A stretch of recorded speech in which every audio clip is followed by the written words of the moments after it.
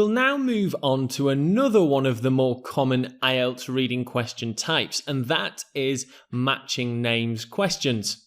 Let's take a look at the basic information for this question type. So, as the name suggests, in this question type, you will have to match the name of an academic person against a statement or some information.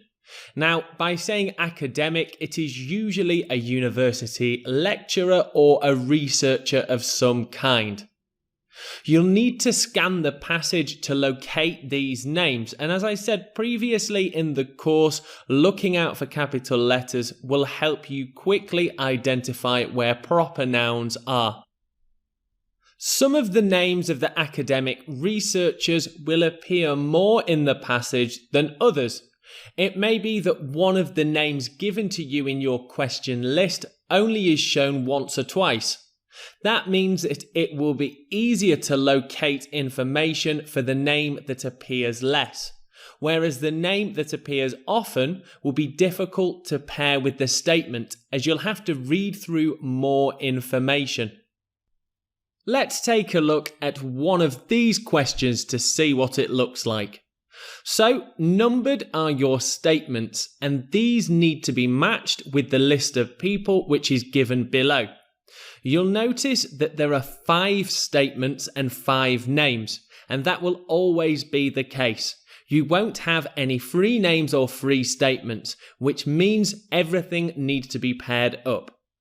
I've wrote for you a short passage. If you'd like to read through the statements, you can do that now. I'll read through the passage with you. On the 13th of May 1996, top researchers in global education met to discuss key characteristics in children who achieve well in schools. Elshout, a famous researcher from Norway, suggested that help given from a close family network was a major factor in gifted children's progress. So before we go on to match the name with the statement, it is worth saying that the passage here is obviously a lot shorter than what you will see in your IELTS reading test. So going back to the short example passage I've written for you, we can see the name Elshout, a famous researcher from Norway. He suggests that help given from a family network helps children progress. So, have a look at the statements and the names and try and match the number with the letter. I'll give you some time to do that now.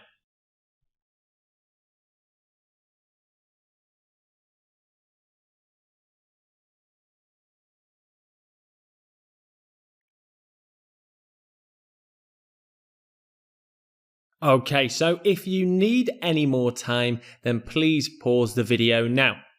I'm going to highlight the key words in the number, which is 21. And of course, that matches with C, which is Elshout.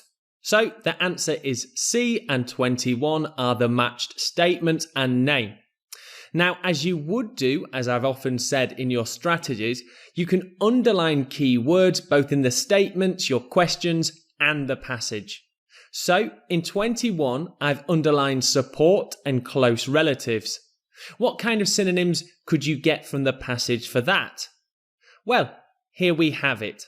Help is a synonym for support, and family network is a synonym for close relatives or relatives. By looking at the synonyms and the key language used, comparing the statement against the passage, I can find the answer. Let's have a look at the strategy for matching names questions. As always, identify the question type. Read the statements fairly quickly.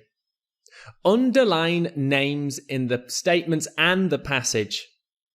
Once you've done that, read quickly around the name to understand key information. And whilst you're doing that, have synonyms in your head.